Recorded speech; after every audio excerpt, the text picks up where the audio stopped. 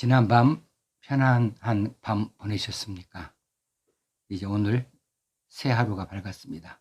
10월 15일 목요일입니다. 찬송가 619장 부름으로 새벽기도 시작하겠습니다. 놀라운 그 이름, 놀라운 그 이름. 619장입니다. 놀라운 그 이름, 놀라운 그 이름, 놀라운 그 이름, 예수 내 주, 전능의 왕이요 만물의 주시니, 놀라운 그 이름, 예수 내 주. 선하신 목자 또 영원한 반석, 전능의 하나님, 경배드리며 찬양 드리세. 놀라운 그 이름, 예수 내 주. 존귀하신 하나님 아버지, 놀라우신 그 이름을 우리가 부를 수 있는 특별한 은혜를 얻게 하셨으니 감사합니다. 오늘도 하나님께서 열어주신 이 귀한 하루를 하나님 앞에서 살게 하시고 하나님의 뜻을 이루어드리는 날로 살게 하여 주옵소서. 성령으로 인도하시고 은혜가 충만한 날로 살게 하여 주옵소서. 오늘 또 말씀 앞에 저희들이 섭니다. 이 말씀이 우리의 삶의 지표가 되기도 하시고 우리 발 등에 빛이 되기도 하여 주시옵소서. 또 이 말씀에 힘을 얻고 능력을 얻어서 말씀으로 승리하는 저희들 되게 하시고 말씀이 우리를 깨우쳐서 우리가 돌이킬 줄 아는 자들이 다 되게 하여 주옵소서. 우리 주님 예수님 이름으로 기도하옵나이다. 아멘. 하나님 말씀 사무엘상 25장 32절에서 35절까지 말씀입니다. 32절에서 35절. 다윗이 아비가일에게 이르되 오늘 너를 보내어 나를 영접하게 하신 이스라엘의 하나님 여호와를 찬송할지로다. 또 네 지혜를 칭찬할지며 또 네게 복이 있을지로다. 오늘 내가 피를 흘릴 것과 친히 복수하는 것을 네가 막았느니라.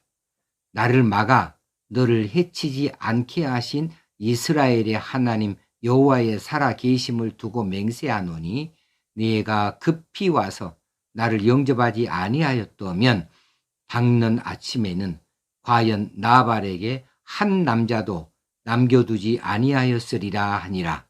다윗이 그가 가져온 것을 그의 손에서 받고 그에게 이르되 네 집으로 평안히 올라가라.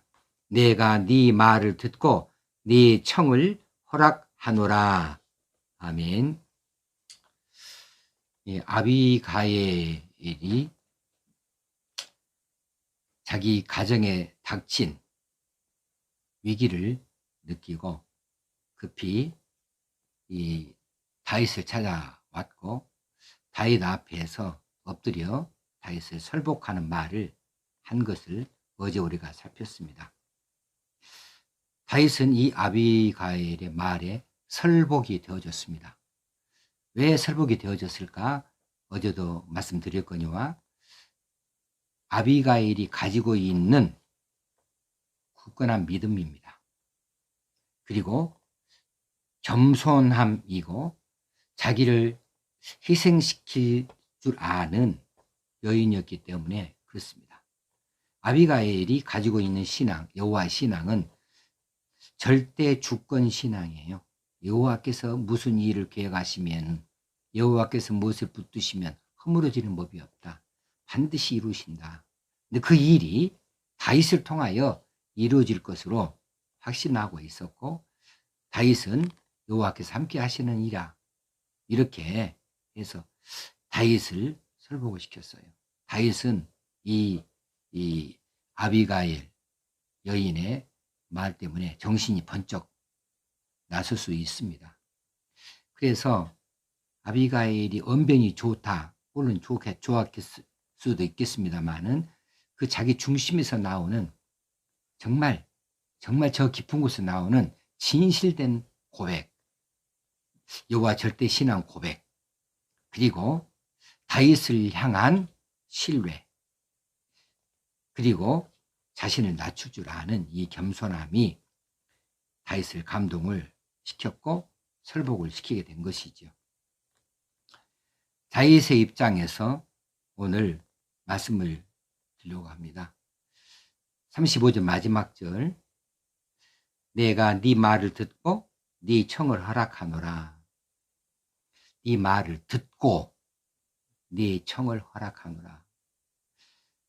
다윗은 아비가일이 말한 것, 이것을 듣고 그대로 따랐다는 것이죠. 받아들였다는 것이고, 그 요청대로 이제 그 남편의 가정, 나발과 그의 가정에 대하여서 진노를 멈췄다는 이야기죠. 그런데 다윗은 아비가일의 입을 통하여서 하나님께 하시는 말씀으로 들을 수 있었어요. 여호와 절대 주권을 말하고 있는 아비가일의 6번에 걸친 여호와께서 이 말을 통하여서 다윗은 지금 이 말이 하나님께서 하신 말씀입니다. 하나님 내게 하시는 말씀인데 아비가일을 통해서 하시는구나. 그래서 내가 정신이 번쩍 든다. 내가 큰일 날 뻔했다. 내가 깨달았다. 이렇게 우리가 해석할 수가 있겠습니다. 자, 두 가지로 그것을 우리가 증명할 수 있을 것 같아요. 다윗이 아비가일의 여호와에 대한 믿음을 확신했기 때문에 다윗이 하나님 말씀으로 들었다. 또 한 가지는 다윗이 여호와를 향한 갈급한 마음을 항상 가지고 있었다. 이 광야에서 쫓겨다닐 때에도 삭막한 마음을 가지고 외로울 때에도 여호와의 말씀에 대한 갈급함이 늘 있었기 때문에 아비가일이 하는 말을 여호와께서 자신에게 주시는 말씀으로 합당하게 들을 수 있었던 것이라 보여집니다. 우리가 그래야 될 것 같아요. 이 힘들고 어려운 시대에 살아가면서 우리가 하나님을 향한 갈급함이 있어야겠어요. 이 말씀에 갈급함이 있어야 될 것 같아요. 자, 다윗의 성공한 그 인생사를 보면은 참 그 귀한 것이 있고 또 부러운 것이 있어요. 무엇이냐면 황금귀예요. 황금귀. 다윗은 들을 귀를 가졌다. 이것이 다윗 인생의 성공의 비결이 아닌가 싶습니다. 다윗의 주변에 많은 사람이 있었습니다. 그런데 많은 사람들이 이런 말 저런 말 조언을 하고 혹시는 명령을 하고 혹시는 또 아부를 하고 여러 가지 말을 했을 때에 다윗은 들을 만한 말과 듣지 말아야 할 말을 잘 분별한 것을 우리가 성경을 통하여서 볼 수 있습니다. 그래서 다윗의 귀가 황금귀 같아요. 예를 들면 지난번에 살폈지만은 다윗이 쫓겨다닐 때 이제 사울이 다윗을 쫓아오다가 엔게디 어느 굴에 사울이 영변을 보러 들어갔는데 그 자리에 다윗과 그 일행이 있었죠. 이 비무장 상태에 사울을 죽일 수 있는 절호의 기회가 왔는데 이 기회를 하나님이 주신 기회라고 하면서 사울을 죽이라고 수하의 사람들이 말했지만 다윗은 그 말을 듣지 않았습니다. 듣지 않았습니다. 또 이 다음에 나오겠지만은 이제 사무엘 하에 나오지만은 압살롬의 반란 때에 다윗이 피난길을 가지요. 그때 시므이라고 하는 사람이 다윗을 정말 처참할 정도로 저주를 해버립니다. 그런데 나중에 이 반란이 평정이 되어지고 다윗이 복귀되어져서 돌아오게 될 때에 시므이가 자신이 저지른 일을 알고 미리 나와서 자신의 허물을 용서해 달라고 통사정을 합니다. 그때에 스루야는 저런 인간은 반드시 죽여야 된다고, 시므이를 반드시 죽여야 한다고 그렇게 말했고, 이것은 틀린 말은 아니었습니다. 그러나 다윗은 그 말을 듣지 않고 살려주었습니다. 그런데 또 정반대로 다윗은 나단 선지자랄지 요압 장군이랄지 갓 선지자가 와서 다윗에게 찾아와서 말했을 때, 왕의 잘못을 날카롭게 지적을 할 때, 그럴 때일지라도 어김없이 그들의 말을 받아들입니다. 듣습니다. 그리고 회개합니다. 그리고 순종했습니다. 다윗의 이 귀, 들어야 될 것은 듣고 물리쳐야 될 것은 물리칠 수 있는, 이것을 잘 분별할 수 있는 이런 귀, 얼마나 부러운가 모르겠어요. 지금 아비가일의 설복 가운데에서 너를 보내어 나를 영접하게 하신 이스라엘의 하나님 여호와를 찬송할지라, 그렇게 아비가일에게 말해주고 있잖아요. 너를 보내서 나를 영접하게 하신 이스라엘 하나님 여호와를 찬송할지라. 자신이 그것을 여호와께 하신 말씀을 받아들일 뿐만 아니라 지금 그 받아들이는 자세를 대해서 다윗은 그렇게 말하고 있는 거죠. 내가 네 말을 듣고 네 청을 허락하노라. 우리가 이 말씀을 너무 깊이 새기면서 우리 귀를 한번 다시 한번 만져보게 해요. 우리 심령의 귀를 다시 한번 두드려 보게 해요. 성령께서 붙드시는 사람은 이런 소중한 귀를 얻게 되어집니다. 성령께서 붙드시는 귀가 그렇습니다. 들어야 될 말은 그것을 찬동을 하고, 어떤 손실이 있더라도 어떤 희생이 있더라도 그 말씀을 받들고 돌이킬 줄 알고 순종할 줄 아는 거죠. 그러나 아무리 가문 이설로 나를 높인다 할지라도, 혹시는 또 내게 어떤 일을 하자고 할지라도 듣지 않아야 될 말에 있어서는 우리가 결연히 털어버릴 수 있는 이런 소중한 귀, 성령께서 붙드시는 사람에게 있는 줄 압니다. 그래서 이런 귀를 가진 자가 형통케 되어지는 거죠. 어려운 일을 만나도 무난히 풀어갈 수 있게 되어지는 거죠. 하나님께서 하시는 말씀을 우리가 귀로 담아 들을 수 있는 사람 되어지기 위해서 오늘 기도하시고, 우리에게 좋은 귀, 들을 귀는 들을 것은 듣고 물리칠 것은 물리칠 수 있는 이 황금귀를 우리에게도 달라고 한 번씩 기도하시면 좋겠어요. 두 번째는 34절에 있는 말씀이죠. 네가 급히 와서 나를 영접하지 아니하였다면, 이죠. 아비가일이 다윗을 만나기 위해서 급히 서두르지 않았더라면 나발의 그 집이 피바다를 이루었을 거예요. 그리고 다윗에게도 후회가 남고 오점이 남을 수밖에 없는 일이 벌어졌을 거예요. 그런데 아비가일이 사태의 심각성을 알고 급히 서둘렀습니다. 18절에 보니까 또 다윗을 만나자마자 급히 나귀에서 내렸습니다. 그리고 오늘 다윗의 입에서 네가 급히 와서 사태가 벌어지지 않았다고 말할 만큼 지금 이 아비가일이 그렇게 서둘러서 하는 것들을 볼 수 있는 것이지요. 그렇습니다. 급히 서둘 일은 서둘러야 되는 겁니다. 모든 일은 때가 있는 법이잖아요. 환자가 치료를 받고자 할 때도 치료의 때를 놓치면 낭패입니다. 농사꾼이 농사철에 때를 놓치면 농사 망치는 겁니다. 얻을 수 없는 거죠. 얻을 것이 없는 거죠.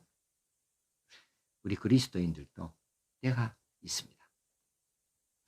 때의 중요성, 그 시기의 중요성을 알아야 됩니다. 급히 해야 될 일은 급히 해야 돼요. 그것을 가지고 한참을 들여다보고 생각하고 또 저울질해보고 하다가 일이 끝나버리면 돌이킬 수가 없는 거죠. 내일로 미루기만 하지 말고 급히 해야 될 일은 즉각적으로 할 수 있어야겠다. 예를 들어서 위로를 바라는 친구의 전화. 아이고 밤 늦은데 내일 전화하자. 이야기가 오래되겠구만. 거절했다가 그 전화가 마지막 전화가 될 수도 있는 거예요. 오직하면 그 밤중에 그렇게 전화를 했겠습니까? 도움을 청하는 어떤 후배가 정말 떨리는 목소리로, 기어들어가는 목소리로 도움을 청할 때 도울 수 있는데도 불구하고 생각해보자, 내일 보자, 이렇게 미룰 일이 아니죠. 미루다가 자칫 후회만 남을 수도 있습니다. 돕고자 하나 도울 수 있는 기회를 놓쳐버릴 수 있다는 거죠. 내가 그렇게 할 때 하나님께서도 우리를 향하여 급히 손을 내밀어 주실 때에 우리가 그 손을 잡을 수 있는 거죠. 나는 급한 사람에게 그렇게 황급히 대처해 주지 못하는데 나는 하나님께 급하다고 손 내밀면 하나님은 항상 황급히 손을 내밀어 주셔야 되겠습니까? 우리에게 급히 말씀하시는 하나님의 음성도 우리가 황급히 받아들일 수 있어야겠습니다. 교회라고 하는 것은 뒷머리가 없대요.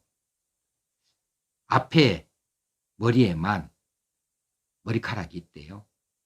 그래서 앞에서만 잡을 수 있다고 하는 말이 있습니다. 요한복음 9장 4절에도 때가 아직 낮음에 나를 보내신 이의 일을 우리가 하여야 하리라. 밤이 오리니 그때는 아무도 일할 수 없느니라. 우리가 급한 것은 급한 것대로 해결해야 됩니다. 또 급하게 우리를 부르시는 그분의 음성도 우리가 황급히 받아들일 수 있어야 되겠습니다.